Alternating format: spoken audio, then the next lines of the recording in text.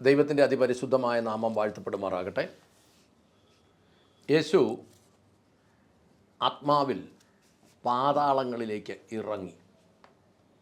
അതിനുശേഷം എന്തൊക്കെ നടന്നു എന്ന് നമുക്ക് ദൈവവചനത്തിലൂടെ ഒന്ന് ചിന്തിക്കാം. ലൂക്കാ സുവിശേഷം 23-ാം അധ്യായത്തിൻ്റെ 44-45 വചനങ്ങൾ വായിച്ചാട്ടെ. ഏകദേശം 6 മണി നേരമായപ്പോൾ സൂര്യൻ ഇരുണ്ടുപോയിട്ട് 9 മണി വരെ ദേശത്തൊക്കെയും അന്ധകാരമുണ്ടായി. ദൈവമന്ദിരത്തിലെ തിരശീല നടുവേ ചീന്തിപ്പോയി. അതായത് യേശു ക്രൂശിൽ മരിച്ചത് നമ്മുടെ ഇവിടുത്തെ സമയക്രമപ്രകാരം ഉച്ചയ്ക്ക് 12 മണിക്കാണ്. 12 മണി മുതൽ 3 മണി വരെ ദേശം മുഴുവൻ സൂര്യൻ്റെ പ്രകാശം നഷ്ടപ്പെട്ടു. ഭൂമി മുഴുവൻ കൂരാക്കൂരിട്ടായിപ്പോയി. ഈ സമയത്ത് ദേവാലയത്തിൻ്റെ തിരശീല മുകൾ മുട്ട് താഴെ വരെ 2 കീറിപ്പോയി. ഭൂമി കുലുങ്ങി, ഭൂകമ്പങ്ങളുണ്ടായി എന്നൊക്കെ നമ്മൾ വായിക്കുന്നു. ഈ ഉച്ചയ്ക്ക് 12 മുതൽ 3 മണി വരെയുള്ള സമയത്ത്. അതിനുശേഷം എന്ത് സംഭവിച്ചു എന്നത് ഭൗതികമായുള്ള കാര്യങ്ങളെല്ലാം ഇവിടെ എഴുതി വച്ചിട്ടുണ്ട്, അക്ഷരികമായി എഴുതി വച്ചിട്ടുണ്ട്. പക്ഷേ അതിനുശേഷം എന്ത് സംഭവിച്ചു എന്നുള്ളത് 1 പത്രോസ് 3-ാം അധ്യായത്തിൻ്റെ 18 മുതൽ 22 വരെ വായിക്കാം. ക്രിസ്തുവും നമ്മെ ദൈവത്തോട് അടുപ്പിക്കേണ്ടതിന് നീതിമാനായി നീതി കെട്ടവർക്ക് വേണ്ടി പാപം നിമിത്തം ഒരിക്കൽ കഷ്ടമനുഭവിച്ചു.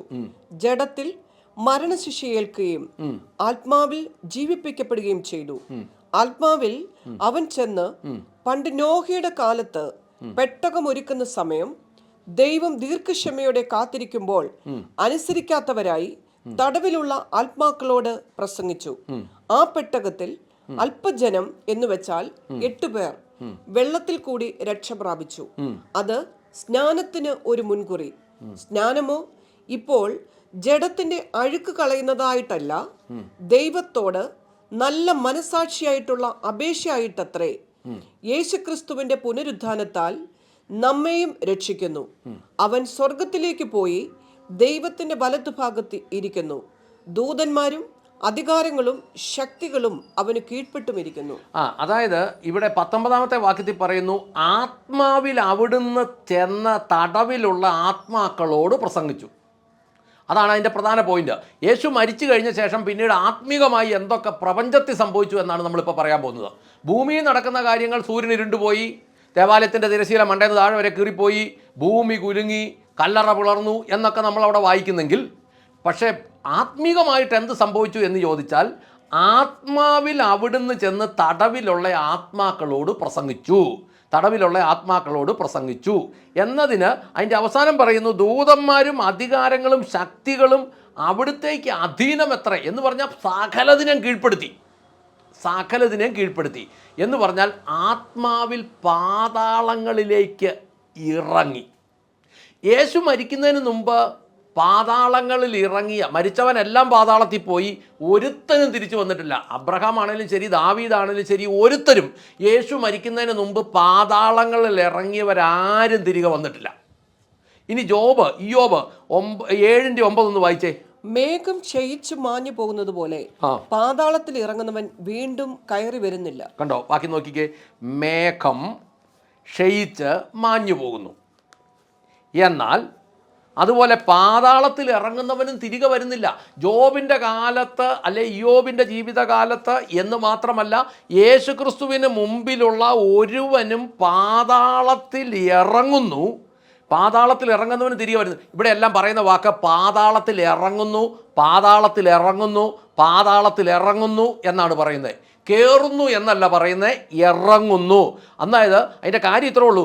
യേശു മരിക്കുന്നതിന് മുമ്പ് ഈ പാതാള പർദീസ എന്ന് പറയുന്നത് താഴെ ആയിരുന്നു എന്നതിനർത്ഥം. ഒരു വാക്യം കൂടെ വായിക്കാം. ഉൽപ്പത്തി പുസ്തകം 37-ാം അധ്യായത്തിൻ്റെ 35-ാമത്തെ വാക്യം വായിച്ചേ. അവന്റെ പുത്രന്മാരും പുത്രിമാരും എല്ലാം അവനെ ആശ്വസിപ്പാൻ വന്നു. അവനോ ആശ്വാസം കൈക്കൊള്ളുവാൻ മനസ്സില്ലാതെ ഞാൻ ദുഃഖത്തോടെ എന്റെ മകന്റെ അടുക്കൽ പാതാളത്തിൽ ഇറങ്ങുമെന്ന് പറഞ്ഞു. ഇങ്ങനെ അവന്റെ അപ്പൻ അവനെ കുറിച്ച് കരഞ്ഞുകൊണ്ടിരുന്നു. ഇത് ജോസഫ് വന്യമൃഗങ്ങളുടെ ഉപദ്രവത്തിൽ മരിച്ചു എന്ന് അവൻ്റെ സഹോദരന്മാർ അവൻ്റെ അപ്പൻ്റെ അടുത്ത് ചെല്ലുമ്പോൾ അവൻ്റെ അപ്പം പറയുന്ന കാര്യമാണ്. അദ്ദേഹം പറഞ്ഞ് അദ്ദേഹത്തിൻ്റെ എല്ലാ പുത്രന്മാരും പുത്രിമാരും അടുത്ത് വന്ന് അദ്ദേഹത്തെ ആശ്വസിപ്പിക്കാൻ ശ്രമിച്ചു. എന്നാൽ അദ്ദേഹം ആശ്വാസം കൊള്ളുവാൻ വിസമ്മതിച്ചു. എന്നിട്ട് പറയുക, കരഞ്ഞുകൊണ്ട് തന്നെ ഞാൻ പാതാളത്തിൽ എൻ്റെ മകൻ്റെ അടുക്കൽ ഇറങ്ങിച്ചെല്ലും.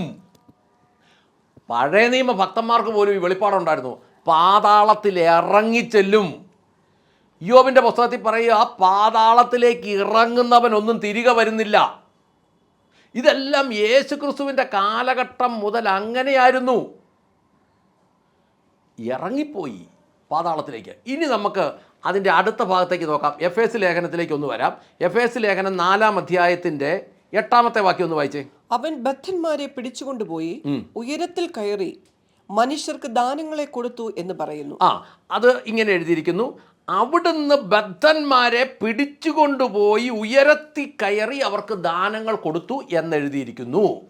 8-ാമത്തെ വാക്യം അങ്ങനെ പറയുന്നു. അപ്പോൾ അത് എവിടെയാണ് എഴുതിയിരിക്കുന്നു എന്നുള്ളത് സങ്കീർത്തനം 68:18. ഇത് മാറ്റാതെ തന്നെ സങ്കീർത്തനം 68:18 വന്നേ. നീ ഉയരത്തിലേക്ക് കയറി ബദ്ധന്മാരെ പിടിച്ചുകൊണ്ടുപോയി. അങ്ങ് ഉന്നതത്തിലേക്ക് ആരോഹണം ചെയ്തപ്പോൾ ബദ്ധന്മാരെ കൂട്ടിക്കൊണ്ടുപോയി. കണ്ടോ, ഈ ബൈബിൾ അങ്ങനെ എഴുതിയേക്കുന്നത്, ചില ബൈബിളിൽ അങ്ങനെ എഴുതിയേക്കുന്നത്, അങ്ങ് ഉയരത്തിലേക്ക് ആരോഹണം ചെയ്തപ്പോൾ ബദ്ധന്മാരെ കൂട്ടിക്കൊണ്ടുപോയി. ഈ വാക്യങ്ങളൊക്കെ ചേർത്ത് പഠിച്ചാൽ വീണ്ടും നമ്മൾ ഈ എഫേസ് ലേഖനം 4-ലോട്ട് വന്ന് അതിൻ്റെ 9-ാമത്തെ വാക്യം വായിച്ചേ. അവിടുന്ന് ഉയരത്തിൽ കയറി എന്നതുകൊണ്ട് അവിടുന്ന് ഭൂമിയുടെ അധോഭാഗങ്ങളിലേക്ക് ഇറങ്ങി എന്നും വരുന്നില്ലയോ? ശ്രദ്ധിച്ചേ, പാതാളത്തിലേക്ക് ഇറങ്ങി. അത് യാക്കോബ് പറഞ്ഞതാ. ജോസഫിനെ നഷ്ടപ്പെട്ടു എന്ന് അറിഞ്ഞപ്പോൾ പറഞ്ഞതാ, പാതാളങ്ങളിലേക്ക് ഇറങ്ങും. ഇയ്യോബ് പറഞ്ഞു, പാതാളങ്ങളിലേക്ക് ഇറങ്ങുന്നവനൊന്നും തിരിച്ചു വരുന്നില്ല. ഇവിടെ പൗലോസ്ലീഹ എഫേസ് ലേഖനത്തിൽ എഴുതുന്നു, അവിടുന്ന് ഉയരത്തിൽ കയറി എന്നതുകൊണ്ട് അവിടുന്ന് ഭൂമിയുടെ അധോഭാഗങ്ങളിലേക്ക് ഇറങ്ങി എന്നും വരുന്നില്ലേ? അപ്പോൾ പാതാളം അന്ന് എവിടെയായിരുന്നു? ഇനി അതിൻ്റെ 10-ാമത്തെ വാക്യം പറയുന്നു, ഇറങ്ങിയവൻ, വായിച്ചോ, ഇറങ്ങിയവൻ സകലത്തെയും നിറയ്ക്കേണ്ടതിന് സ്വർഗാദി സ്വർഗത്തിന് മീതെ കയറിയവനും ആകുന്നു. ഇറങ്ങിയവൻ എല്ലാത്തിനെയും നിറയ്ക്കേണ്ടതിന് എല്ലാ സ്വർഗാദി സ്വർഗങ്ങൾക്കും മീതെ കയറിയവനുമാകുന്നു. അപ്പോൾ പിന്നെ സ്വർഗമായി, സ്വർഗാദി സ്വർഗമായി, 3-ാം സ്വർഗമായി, ഇങ്ങനെയൊക്കെ നമ്മൾ വായിക്കുന്നെങ്കിൽ നമ്മൾക്ക് വളരെ ശ്രദ്ധയോടുകൂടി തിരുവചനം ഗ്രഹിക്കേണ്ടിയിരിക്കുന്നു. ദേശത്തെ വിശ്വാസികളോട് പറയട്ടെ, പെന്തക്കോസ്താ വിശ്വാസികളോട് പറയട്ടെ, ഈ എന്നതേലും കേട്ട് അവിടെ കിടന്ന് ചാടാൻ വേണ്ടി മാത്രമുള്ളതല്ലിത്. ചുമ്മാ സഭയിലിരുന്ന് ചുമ്മാ സ്പ്രിങ് വെച്ചതുപോലെ കുറേ നേരം ഇളകി മറിഞ്ഞ് പോയിട്ട് കാര്യമില്ല. ഇത് കാര്യങ്ങൾ എന്താണെന്ന് നമ്മൾ മനസ്സിലാക്കണം. പാതാളത്തിലേക്ക് ഇറങ്ങി. ഇപ്പം ഇതിനകത്ത് നമ്മൾ മനസ്സിലാക്കുന്നത് സുവിശേഷത്തിനപ്പുറമുള്ള കാര്യങ്ങൾ പരിശുദ്ധാത്മാവ് ലേഖനങ്ങളിലൂടെ നമുക്ക് എഴുതിത്തരിക. എൻ്റെ പ്രിയപ്പെട്ടവരെ, പെന്തക്കോസ്ത് സഹോദരന്മാരോട് പറയട്ടെ, സഭയിലിരിക്കുന്ന പ്രായമുള്ള ആളുകളെ ഒതുക്കാനുള്ളതല്ല സങ്കീർത്തനവും സങ്കീർത്തന പ്രബോധനവും. എന്നതെങ്കിലും കാണിച്ചിട്ട് പോട്ടെ എന്നുള്ളതല്ല. ഇയ്യോബിൻ്റെ പുസ്തകം, ഉൽപ്പത്തി പുസ്തകത്തിൻ്റെ 1, 2, 3 അധ്യായങ്ങൾ, സങ്കീർത്തനം മുഴുവനായും നമ്മൾ വായിക്കുമ്പോൾ ഇതെല്ലാം യേശുക്രിസ്തു ചെയ്ത കാര്യങ്ങളെക്കുറിച്ച് എഴുതി വച്ചിരിക്കുക. മുന്നോട്ട് നമ്മളത് പറയാം. ദാവീദ് രാജാവായിരുന്നു എന്നുള്ളത് ഒരു കാര്യമാണേലും ദാവീദ് ശരിക്കും ഒരു പ്രവാചകനായിരുന്നു, ശരിക്കും ഒരു ഭക്തനായിരുന്നു, ശരിക്കും ദാവീദ് ദൈവത്താൽ അഭിഷേകമുള്ള ഒരുവനായിരുന്നു. അദ്ദേഹം പറയുക, അദ്ദേഹത്തിലൂടെയായി സങ്കീർത്തനത്തോട് ഇതെല്ലാം എഴുതി വച്ചിരിക്കുന്നത്. സങ്കീർത്തനത്തിൽ എഴുതി വച്ചിരിക്കുന്നു, അങ്ങ് ഉന്നതിലേക്ക് ആരോഹണം ചെയ്തപ്പോൾ അവരെ കൂട്ടിക്കൊണ്ടുപോയി. ദാവീദിന് എവിടുന്ന് ഈ വെളിപ്പാട് കിട്ടിയത്? പരിശുദ്ധാത്മാവ് എഴുതി വെച്ചു. അപ്പോൾ അന്ന് മൊത്തത്തിൽ പറഞ്ഞ് അവസാനിപ്പിക്കുകയാണെങ്കിൽ ഈ വിഷയത്തിൽ യേശുക്രിസ്തു ക്രൂശി മരിച്ചപ്പോൾ, ഉച്ചയ്ക്ക് 12 മണിക്ക് മരിച്ചപ്പോൾ 9 മണി വരെ, 12 മണിക്ക് മരിച്ച് 3 മണി വരെ ദേശത്ത് ഇരുട്ടായപ്പോൾ, സൂര്യനും ഒക്കെ യേശു ആയിരുന്നു ആ പ്രകാശത്തിൻ്റെ ആധാരമായതുകൊണ്ട് സൂര്യനൊക്കെ ഇരുണ്ടു പോയപ്പോൾ യേശു എന്തു ചെയ്തു എന്ന് ചോദിച്ചാൽ ആത്മാവിൽ പാതാളത്തിലേക്ക് ഇറങ്ങി. വാക്യം ജോബിൻ്റെ 7:9, പാതാളം ഇറങ്ങുന്നതാണ്. പാതാളത്തിലേക്ക് ഇറങ്ങുന്നവനൊന്നും തിരികെ വരുന്നില്ല. ഉൽപ്പത്തി 37:35 യാക്കോബ് പറയുകയാണ്, പാതാളത്തിൽ എൻ്റെ മകൻ്റെ അടുത്തേക്ക് ഇറങ്ങി ചെല്ലും. സങ്കീർത്തനം 68:18 പറയാണ്, അങ്ങ് ഉന്നതങ്ങളിലേക്ക് ആരോഹണം ചെയ്തപ്പോൾ ബദ്ധന്മാരെ കൂട്ടിക്കൊണ്ടുപോയി. എഫെസ്യ ലേഖനം 4:8 പറയുന്നു, അവിടുന്ന് ബദ്ധന്മാരെ പിടിക്കാനായി ബദ്ധന്മാരെ പിടിച്ചുകൊണ്ട് ഉയരത്തിലേക്ക് കയറി. എഫെസ്യ ലേഖനം 4:9 പറയുന്നു, കയറിയെങ്കിൽ ഇറങ്ങി എന്നും വരുന്നില്ലേ. 10 പറയുന്നു, എല്ലാറ്റിനെ നിറയ്ക്കേണ്ടതിന് സ്വർഗങ്ങൾക്ക് മീതെ കയറിയവനായിരിക്കുന്നു. അപ്പോൾ ഇതെല്ലാം കൂടെ കൂട്ടി വായിക്കുമ്പോൾ നമ്മൾ സഭകളിൽ പഠിക്കുന്ന ഒരു തലത്തിനപ്പുറം ദൈവവചനം ശ്രദ്ധയോടെ പഠിക്കേണ്ടതുണ്ട്, അത് പഠിപ്പിക്കേണ്ടതുമുണ്ട്. ദൈവജനത്തിന് ഇതിൻ്റെ ആഴങ്ങൾ പിടികിട്ടിയാൽ അവരതിൽ മുങ്ങിത്തപ്പും. കടലിൻ്റെ അടിത്തട്ടിലേക്ക് പോയിട്ട് മൊത്തുവാരുന്നവരായി മാറും. അതുകൊണ്ട് യേശു പാതാളത്തിലിറങ്ങി എന്ത് ചെയ്തെന്ന് മുന്നോട്ടുള്ള വീഡിയോകളിൽ പറയാം, പ്രാർത്ഥിക്കാം.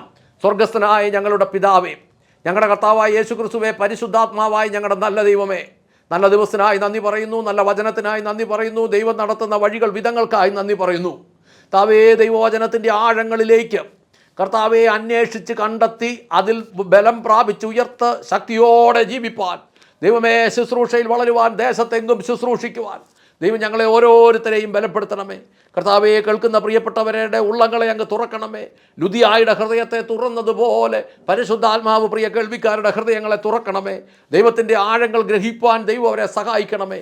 കർത്താവെ, അവരുടെ ജീവിതത്തിൽ ആഴങ്ങളിൽ, ഇരുട്ടിൽ, ബന്ധനത്തിൽ പിശാച് കെട്ടിയ കെട്ടുകൾ അവർ തന്നെ തകർക്കുവാനുള്ള ശക്തി അവർക്ക് കൊടുക്കണമേ. അവർ തന്നെ കൽപ്പിക്കുവാനും പൈശാചിക ശക്തികൾ പുറത്തു പോകാനും വിടുതൽ പ്രാപിപ്പാനും കർത്താവ് സ്ഥാപിച്ച ജയം, കർത്താവ് കൊടുത്ത അധികാരം, യേശുക്രിസ്തു കൊടുത്ത അധികാരം ഉപയോഗിച്ച് സകലിൽ നിന്നും വിടുതലെടുക്കുവാൻ സകലരെയും അനുവദിക്കണമേ. അങ്ങ് പ്രാർത്ഥന കേട്ട് അനുഗ്രഹിച്ച കൃപയ്ക്ക് നന്ദി. യേശുക്രിസ്തുവിൻ്റെ ധന്യമുള്ള നാമത്തിൽ തന്നെ. ആമേൻ, ആമേൻ, ആമേൻ.